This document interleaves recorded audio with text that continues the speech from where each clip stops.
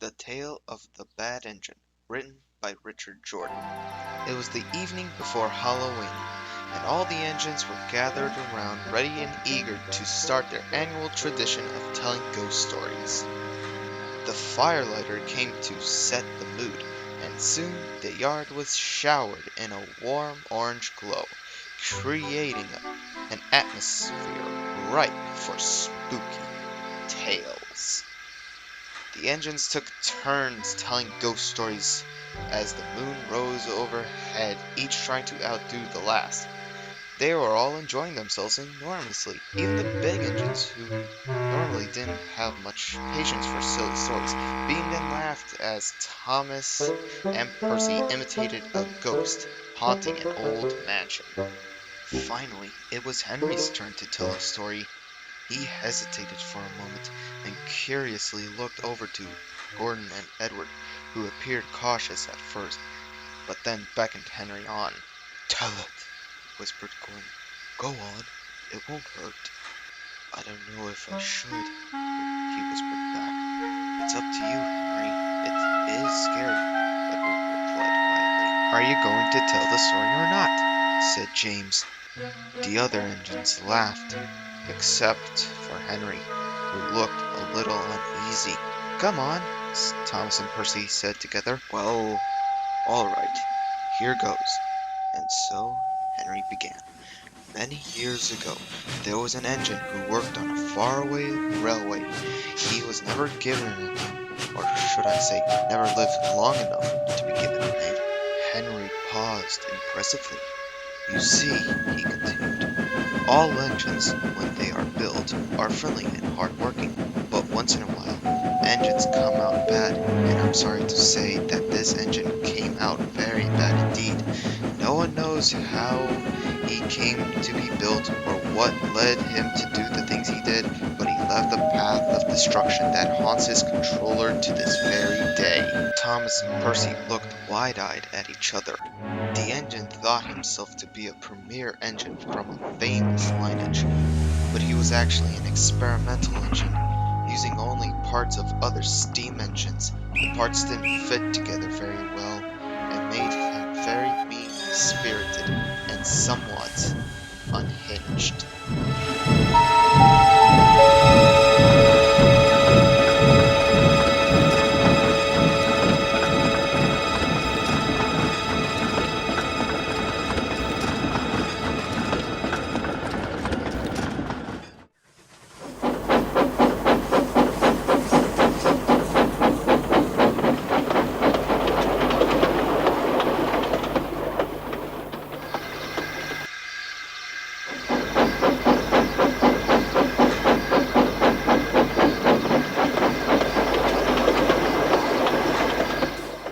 He was painted blue, but probably should have been painted black.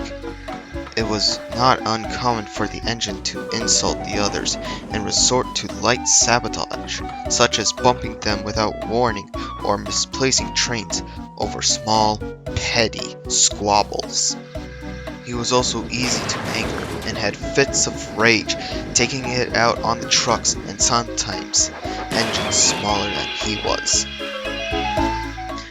One day, he buffered up to one of these smaller engines and pushed him to the edge of the turntable while threatening to knock him in if he didn't cater to his every whim. Edward suddenly gulped, as if a bad memory had flashed across his mind. The big engines were furious and confronted him about his awful behavior. "Stop bullying engines smaller than you," they said. But he didn't listen. He continued to play spiteful tricks and threatened that if the big engines ever told the controller about it, he'd make them pay.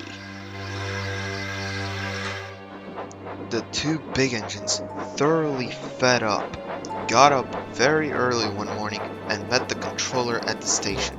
They told him all about what the engine had done, but the controller's hands were tied since the engine was on loan. "I can't do anything but put in a report to the engine's company," said Henry, mimicking the fictional controller. What happened then? Asked Toby.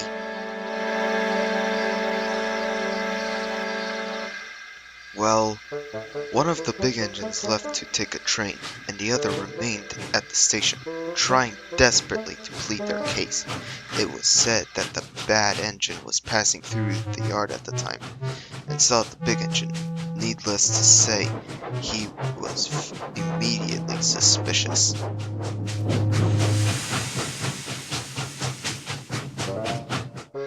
He confronted the big engine in the yard and said, "I told you not to tell anyone.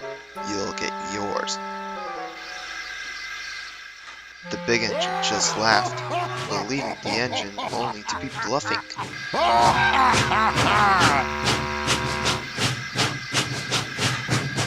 Henry suddenly stopped. Edward, Gordon, and Henry all looked at each other.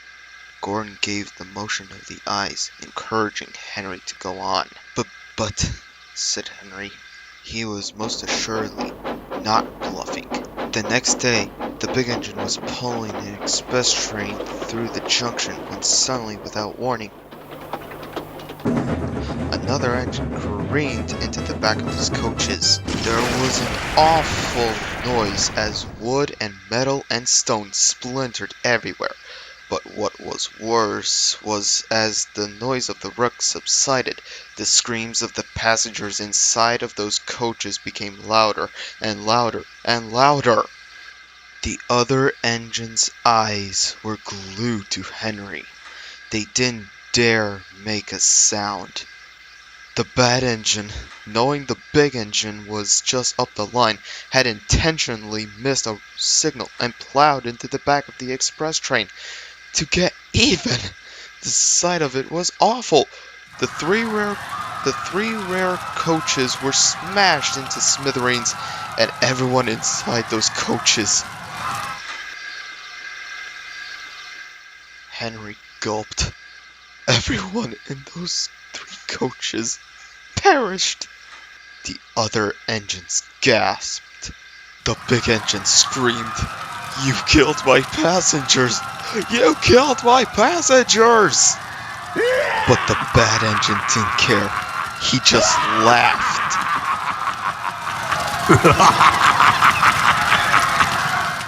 The controller came and, seeing the mess, sent the engine for scrap.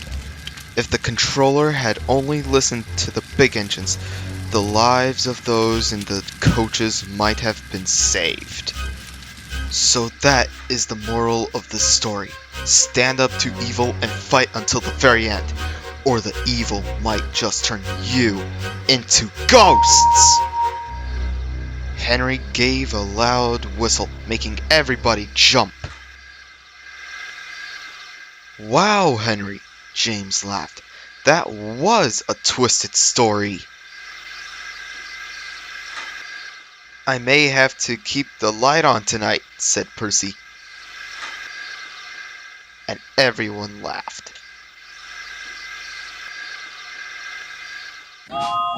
Soon the engines began to leave the yard to get a good night's rest. Gordon, Henry, and Edward, however, stayed behind.